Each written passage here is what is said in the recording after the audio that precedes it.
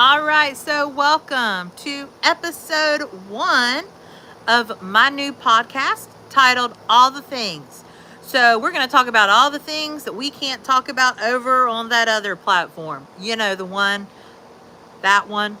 So, tonight we're going to talk about teaching, changes over on the TikTok, and a few other things. So, if you're joining me after the live, be sure to comment, tell me what your thoughts are on all the things. So let's start with teaching. Teaching. Y'all, right now we are going through what's called the Great Teacher Walkout. If you haven't watched what's happening, you really should. And I remember my first year of teaching, I learned the most pivotal information that I think I learned in 15 years. And if you didn't know, I was a teacher for 15 years and I left December 2020. This was one piece of knowledge I was given by a veteran teacher that I kept with me until the day I left. It was always packed lightly, enough that you could leave with only one box of things. And at my first year of teaching, I didn't really think much about it until I fast forward till when I left in December 2020, and it made so much sense. Travel lightly. You never know when you're going to have to get out in a hurry. And now here we are in 2023, and teachers are leaving in groves. I have a friend who has a chronic condition, and I was watching her talk the other day, and it really hit me. Teachers are some of the most sacrificing individuals. And I listen to the hate that is spewed about teachers. I listen to all the drama and everything. But teachers are so sacrificing. My friend, she has a chronic illness, and she used to talk about that she could never get well because she would take a day or two off and then go right back in, not having let her body fully heal. Because as teachers, we're worried about who took over our class, who's watching our class. If we're a special ed teacher, are our kids' accommodations being met? Are the things they're supposed to be allowed to do and not do, is that being met? What happened to our class? Did anybody even show up to cover our class? Not ever worrying about ourselves. And that's what you see happening in education right now, is you see this great teacher walkout because teachers are realizing more than ever that they're valued and worth more. And you know, it's taboo to say it, but you're going to one day thank a teacher, if you haven't already, and go, man, that person was an amazing teacher. I think in my 40s, I can think of a handful of teachers that I look back on, and you probably can too, that so impacted your life. And it's a sad state of affairs I watch every day of all these teachers that are so good leaving this profession. And these are teachers students need. So people always ask me, what needs to be done? What should be fixed to fix education? And it's simple. Think about your educational experience, no matter how old you are. Think about your educational experience. It was simple. If we got a phone call home, it was over for us. I know if my mama got a phone call, forget it. I was dead. I mean, it really was. And if you're in your 30s, 40s, 50s, or higher, you were that same generation. That if your parents got a phone call home, it was never a question of what the teacher did wrong. And we now have a society that is built on bullies. Bullies across social media platforms and bullies in the school. You would be horrified. And in this podcast that I'm going to start doing, I'm going to start sharing stories that have happened to me and happened to teacher friends of mine where they were bullied not only by administration, by the district, but they were also bullied by parents, by students, and by society. And it's a sad event when you really think about it, that this is where we're at. It was funny, I was talking to a college professor the other day, and they were like, we're starting to see it here. And everybody thought, oh, being a college professor has to be so luxurious. It has to be so amazing. College professors are starting to leave in groves. That should scare you. Now the college professors are going, whoa. These kids you're sending up are not prepared for college. It's a ripple effect that's happening, and nobody's doing anything about it. Everybody's stuck in what they think is happening, and nobody's stopping to ask teachers what's really happening. Teachers are being shown as, oh, you get summers off. Oh, you get the holidays off. Oh, you get the weekends off. Oh, you get this off. Nobody's stopping to even think or ask what is truly happening. Ask a teacher. I mean, why are there teachers getting beat up in a classroom? Why is that ever okay? the teacher, Abby, in Virginia, that her first grade student shot her, and she's now suing the district. The district saying they owe her nothing, that it should be filed under workman's comp. I'm sorry, being shot by a 6-year-old is not workman's comp. You're telling me that that is an injury that is acceptable in the school to be shot by your first grader? No, that's why teachers are leaving. And it happens every day. Not necessarily they're shot, but teachers are beat up, teachers are bit, teachers are kicked, spit on, just outright day after day. I hear it every day from people I know. It's all over the news. And people think these stories can't be real. They are real. And that's one of the things we're going to talk about on this podcast, are the real stories of a teacher that nobody else will share. And teachers can't share it. They're reprimanded if they do. Yeah, so just so you know, teachers are being told, especially in Virginia, hey, if you're shot, it goes under workman's comp. Like, why is that even okay? It shouldn't be. And it's a sad state of affairs. So if you know a teacher, ask them. This is your homework if you're listening to this podcast. If you know a teacher, ask them one crazy thing that's happened to them as a teacher this year. Just this year. Don't ask them in all their years. Ask them this year alone. And I bet the story you're told is going to be pretty horrific.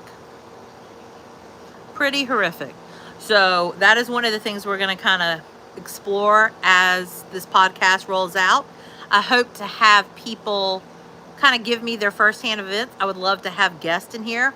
That would be a lot of fun as well. So let's talk TikTok. So if you're just joining me and you're not part of my TikTok community, I've spent the past year growing that community. We're at over 48,000 followers. And recently, TikTok's been going through some things. A lot of things. A whole lot of things. And it's really frustrating when I step back and look at it, because I've poured my heart and soul, as so many content creators are, into that platform. But who I blame ultimately is the government. And in my TikTok platform, we don't talk politics. Here, I'm going to share some stuff about politics. So with the recent events where TikTok was going to be banned, notice that's dropped off the face of the earth. The conversations are not happening anymore. And there's a couple of reasons why. So one, TikTok's platform from the backside as a content creator has changed dramatically. First, there were songs that I used to use every day. Most content creators had a whole list of favorites they would use for the videos. They're all gone. Now, anyone can go in because they want, quote, more authentic creation, which means anybody can go in there and create a video about a sound effect about anything and post it. But it's created in authentically. So it's okay.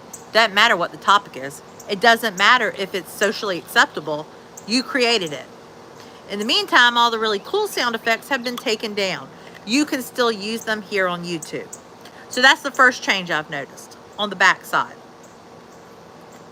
The second thing I've noticed, so you send gifts over on TikTok. YouTube will give you the opportunity to do that at some point. I don't know when.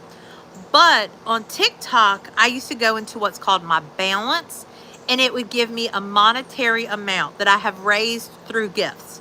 So like $200, whatever. Now it's transferred to coins. You can still go in and claim it as money, but now it's promoting it as coins, so it goes directly back into TikTok. And the content creator, again, is not making money. So that's the second thing I've noticed. Third, they are shadow banning. So if you don't know what shadow banning is, that means basically they are taking these big content creators or people who have been on the FYP page a lot, and they're blocking them. They're not telling them they're being blocked, but your normal crew that comes in no longer sees you live. They have no idea you've even posted content unless they physically go to your page each day and look for your content. Where before, my content would show up on an FYP page, it's not doing that as much anymore. I have people who have been following me since day one on TikTok who have completely not even known I've been live. So that's pretty crazy. So on TikTok, I just have to withdraw my gift money. YouTube, I'm still learning. YouTube is a harder platform to learn to navigate than TikTok, but TikTok, you see what's going on. Also, there have been constant sound effects where it sounds like I've connected to the Bluetooth. We heard it start about 2 weeks ago. Y'all, that's annoying. And it's nothing the content creator, again, is doing. It's something on the other side of TikTok.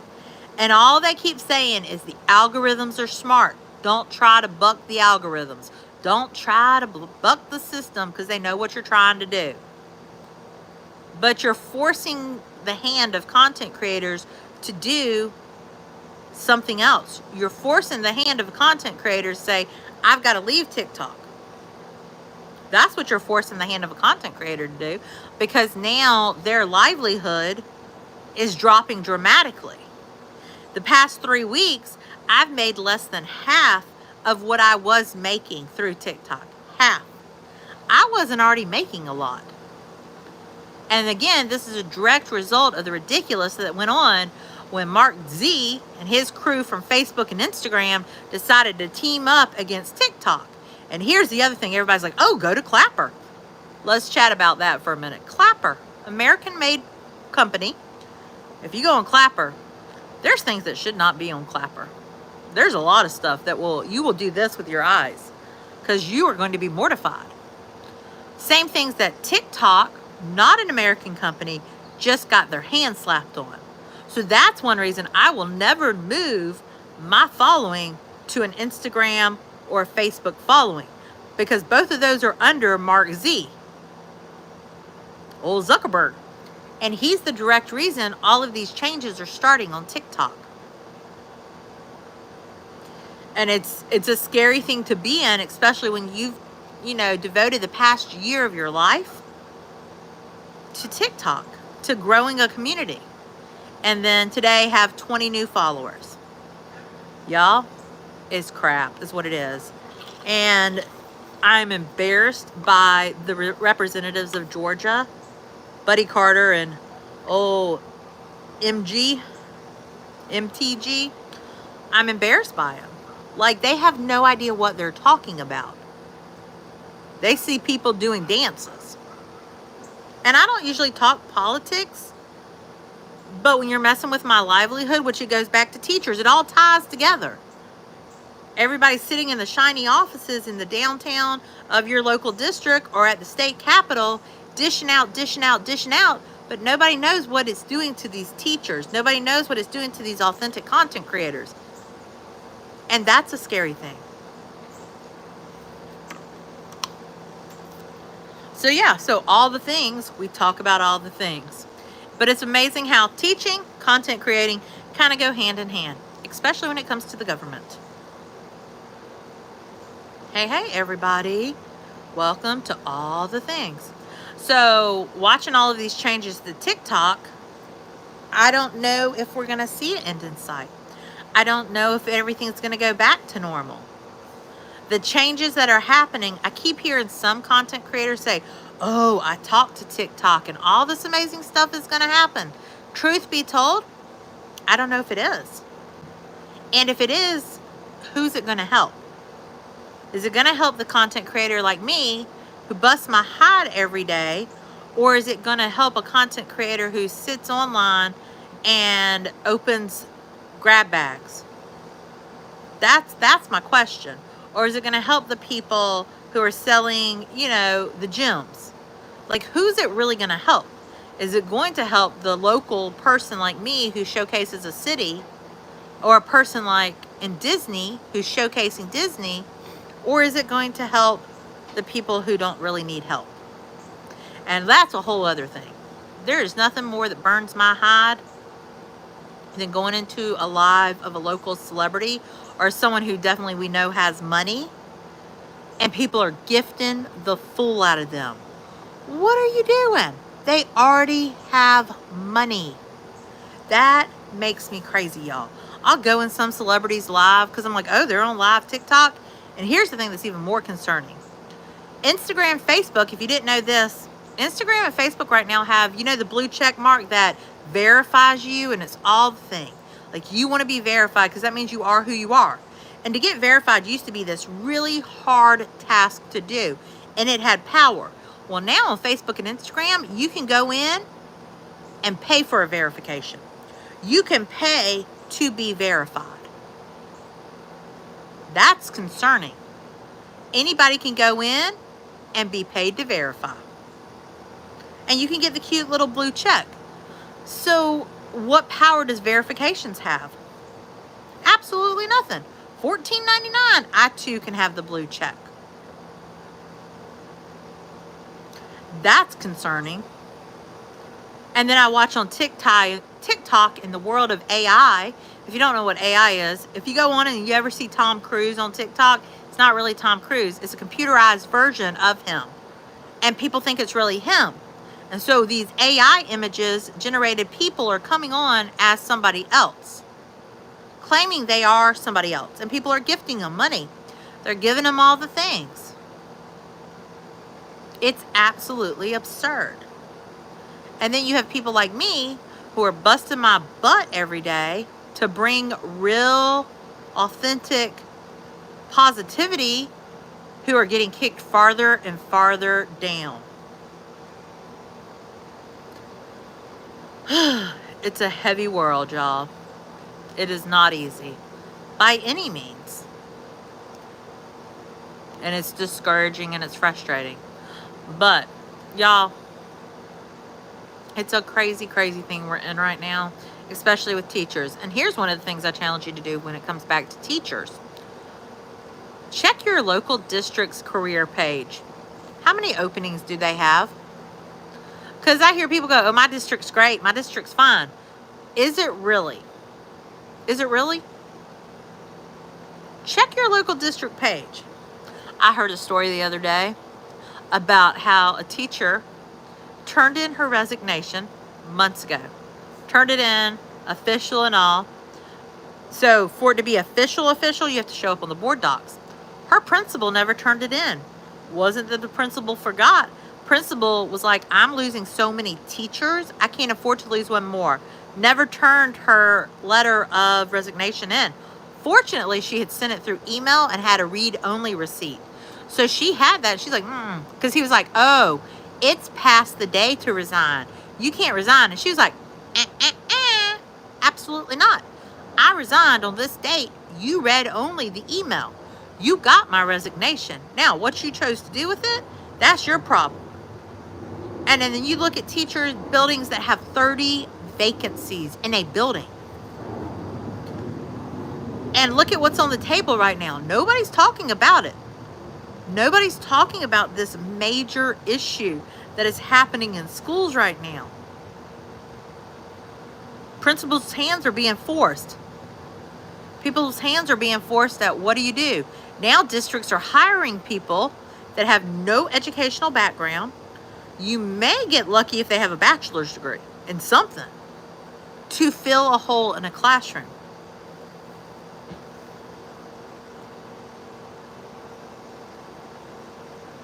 And you can't tell somebody they can't resign. Absolutely. And that's the thing. Teachers are being bullied from all aspects right now. Kind of like what goes on a social media platform. Teachers are being bullied from every avenue right now. And everybody says, oh, it's part of your job. It's workman's comp. It's part of your other duties and responsibilities to just be beat down, beat down, beat down. And let's talk about the Meghan Trainor debacle. Because, ooh, I got hate for that. Because I called it out like so many teachers did, where she said F teachers. And, you know, she's backpedaled since because she got heat about it from so many teachers. But people need to think. I think about growing up, I never heard my family badmouth a teacher. They may not have liked the teacher, but they never badmouthed that teacher. Ever in front of us. It just wasn't acceptable. And now what happens is when parents have issues with kids, or the kid has issues with the teacher, and the kid goes home, one, the kid's automatically right. The parent believes the kid wholeheartedly. Two, the parent, oh, they're an awful teacher. They're stupid. They're an idiot. They're this, blah, blah, blah. Directly to the kid. There are certain conversations that your kids should not be privy to. Bad mouthing a teacher is one of them. So when someone like Megan Trainor says F teachers, and now she's backpedaling, oh, I didn't mean that. My dad was a teacher. I just was built up in anger and emotion.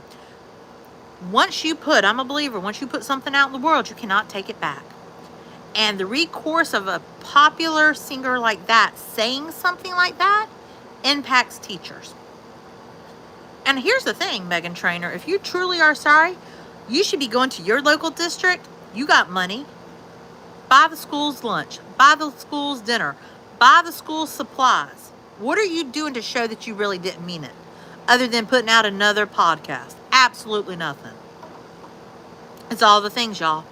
It's a million little things that are all adding up in education. It's a million little things that are all adding up on social media platforms that are going to end up causing great chaos. It's a million little things, y'all. And people, if you don't start asking questions, you're never going to know what's happening. I heard a story the other day where a kid came in the teacher's room and said, here's what you're going to do. There were other kids in there. And the teacher said, excuse me, I need this grade at the end of the semester. So you're going to make my grade be this. And if you choose not, there will be recourse. Kid was like, telling, this is middle school age. Teacher's like, I'm sorry, what? Teacher said, you've done nothing all year. You've been given ABC. Your grade is what your grade is. There's like 2 weeks left in the semester. Teacher went and reported to the principal. Kid came in the next day. Kid said, I told you there'd be recourse to this issue. I told you if you don't change my grade, there's going to be retaliation. Known gang member too. Teacher said, absolutely not. Most recently, what I have understood is the teacher's tires have now been slashed. They're being told they can't mark it back to the kid. Teacher's like, so what am I forced to do? If I don't change the kid's grade, who knows what's going to happen?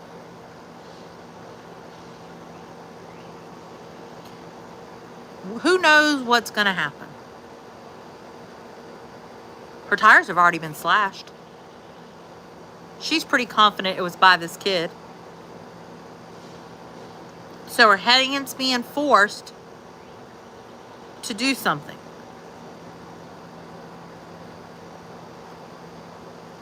And it's a scary thought. Because if she doesn't change the kid's grade to a passing grade, what happens?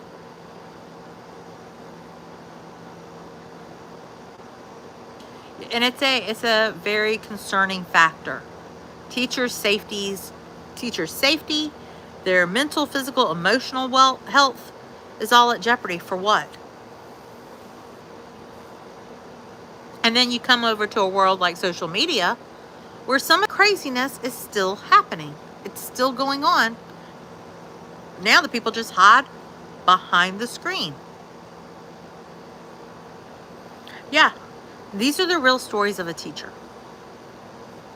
And that's what's scary. I tell people all the time, like, people are crazy. They're crazy. So that kid told you there was going to be recourse. What do? You're forced to change the kid's grade, essentially. Are you not? I mean, because if you don't, what happens? Now, shame on the school. Shame on the school for not doing anything to help this teacher. So yeah, so we're going to be talking about things like this in our podcast once, twice, 3 times a week. We'll just come over here. I'll tell stories from the teaching world. I'll tell stories from the social media world and everything in between. You never know what all the things are going to cover.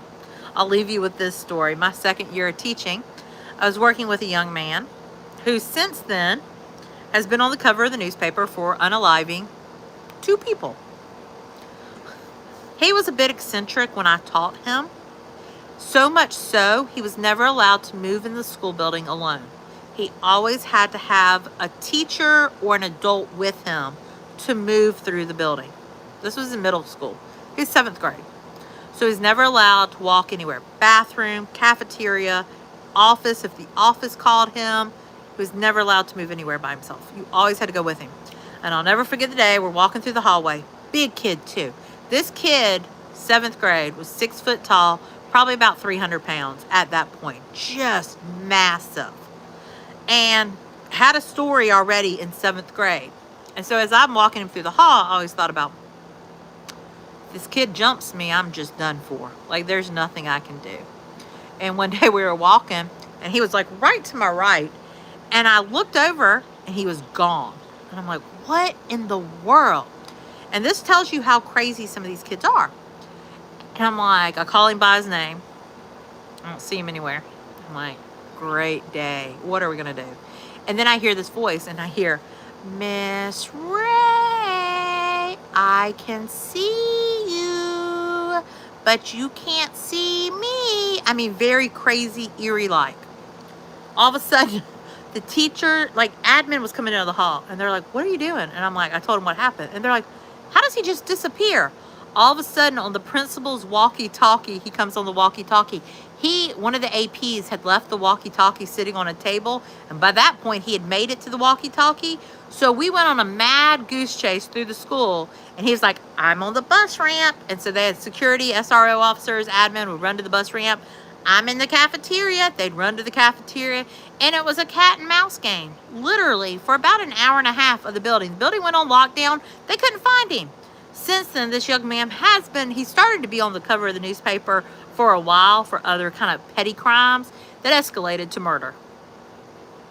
And these are the kids your teachers are teaching, who the warning signs are already there, and nobody's doing anything about it. And the teachers are reporting it. The teachers are saying, these are issues. Like, these are problems. So later in life, when the big thing happens and people go, the school failed them. You're right, the school failed them. The teachers tried to save them. And nobody listened. Nobody listened. The teacher said, here's all the things that need to be done. Look at any school shooting. You have teachers come forward that said, we went to admin multiple times and said, this is the issue. If you don't do something, something's going to happen. And nothing's done. And then we have mass casualties sitting in a school building or at a shopping center. It's all the things that happen every time. Every story that happens.